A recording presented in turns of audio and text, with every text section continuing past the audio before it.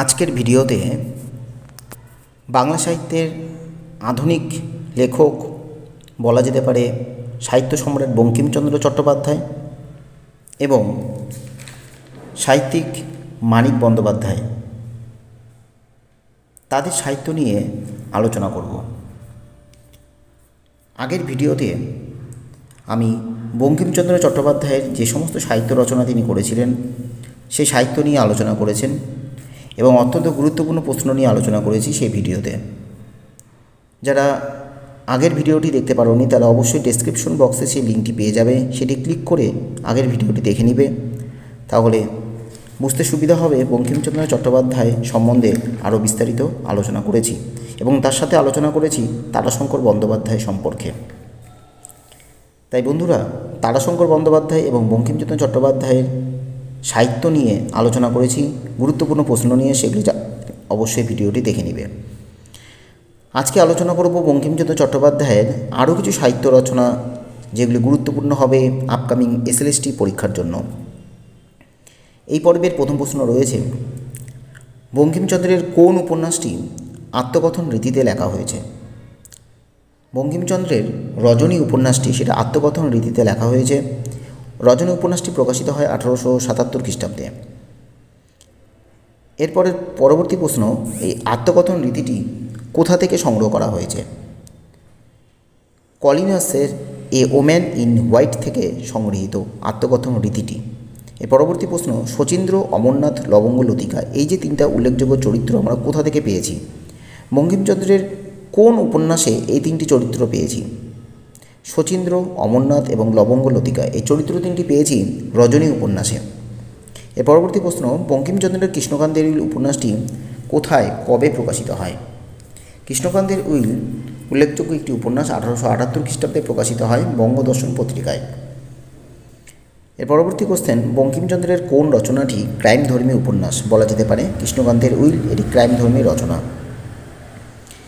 বিনোদলাল, হরলাল, গোবিন্দলাল এই তিনটি চরিত্র কোন উপন্যাসে রয়েছে বঙ্কিমচন্দ্রের?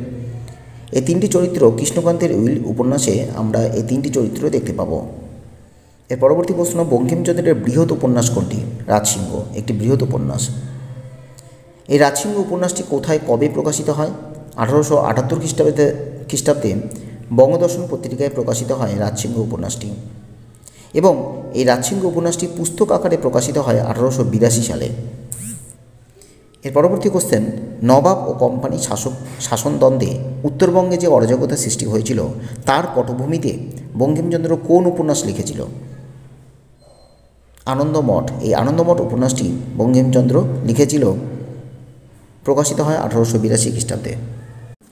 এর পরবর্তী কোশ্চেন রয়েছে, স্বামী বিবেকানন্দ বঙ্কিমচন্দ্রের কোন রচনার প্রেরণায় রামকৃষ্ণ মিশন ও বেলুড় মঠ নিয়ে পরিকল্পনা করেছিলেন?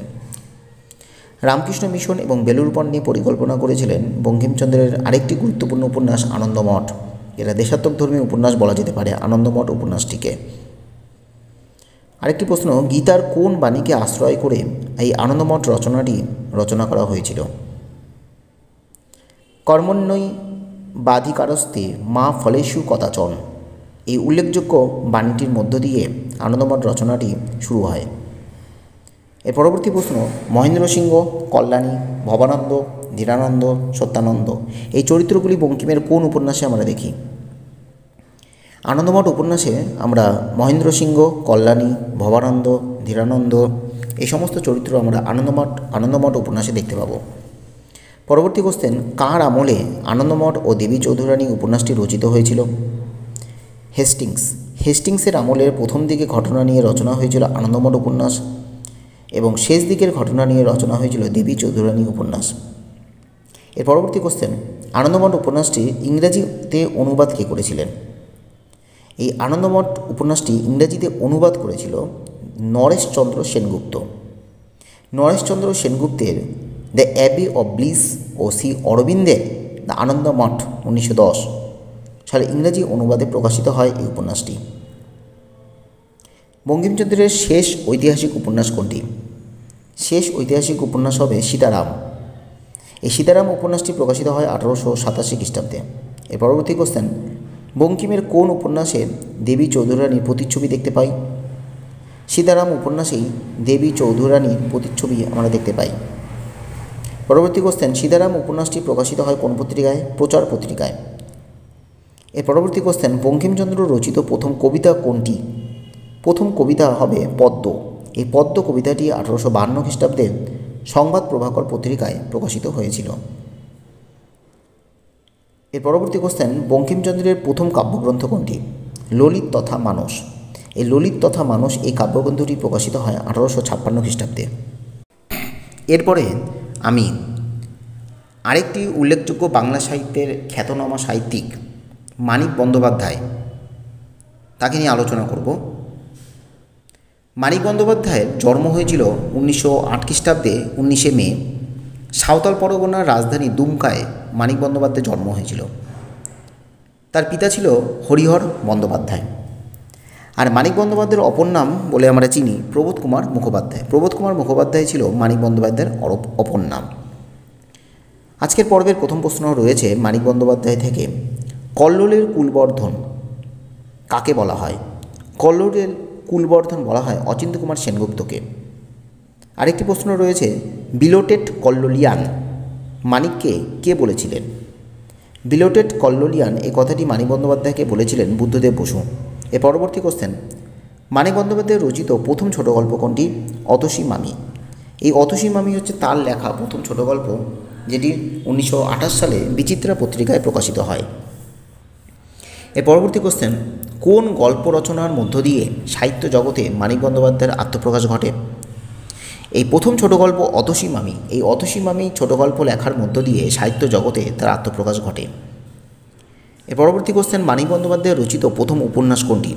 দিবারাত্রির কাব্য। এই দিবারাত্রির কাব্য প্রথম উপন্যাস, যেটি প্রকাশিত হয় 1935 খ্রিস্টাব্দে বঙ্গশ্রী পত্রিকায়। এর পরবর্তী কোশ্চেন, মানিক বন্দ্যোপাধ্যায়ের প্রথম প্রকাশিত কিশোর উপন্যাস কোনটি? কিশোর উপন্যাস হবে মাঝির ছেলে। মাঝির ছেলে প্রথম কিশোর উপন্যাস ছোটদের জন্য লেখা হয়েছিল। এর পরবর্তী কোশ্চেন রয়েছে, মানিক বন্দ্যোপাধ্যায়ের প্রথম মনস্তাত্ত্বিক উপন্যাস কোনটি? জননী। জননী হচ্ছে প্রথম মনস্তাত্ত্বিক উপন্যাস, যেটি প্রকাশিত হয় 1935 খ্রিস্টাব্দে। এর পরবর্তী কোশ্চেন, দিবারাত্রির কাব্য উপন্যাসটি ইংরেজিতে অনুবাদ কে করেছিলেন?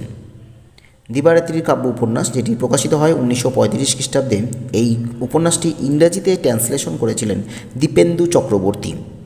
আর ইংরাজি গল্পের নাম ছিল poetry of the day and poetry of the night, যেটি অনুবাদ করেছিলেন দীপেন্দু চক্রবর্তী। এর পরবর্তী কোশ্চেন, মানিক বন্দ্যোপাধ্যায়ের সামাজিক উল্লেখযোগ্য উপন্যাস কোনটি? সামাজিক উপন্যাস রয়েছে পুতুল নাচের ইতিকথা, একটি সামাজিক উপন্যাস, যেটি প্রকাশিত হয় 1936 খ্রিস্টাব্দে ভারতবর্ষ পত্রিকায়। এর পরবর্তী কোশ্চেন, মানিক বন্দ্যোপাধ্যায়ের উপন্যাসের পূর্ব নাম কী ছিল? প্রথমটি ছিল চিন্তামণি। এই চিন্তামণি উপন্যাসটি আগে নাম ছিল রাঙ্গামাটির চাষি। এছাড়া রয়েছে জীয়ন্ত। জীয়ন্ত উপন্যাসটির পূর্বে নাম ছিল কলম পেশার ইতিহাস। অর্থাৎ রাঙ্গামাটির চাষি, যার পূর্ব নাম চিন্তামণি, 1946 খ্রিস্টাব্দে প্রকাশিত হয়। কলম পেশার ইতিহাস, যার নাম ছিল জীয়ন্ত, 1950 খ্রিস্টাব্দে প্রকাশিত হয়।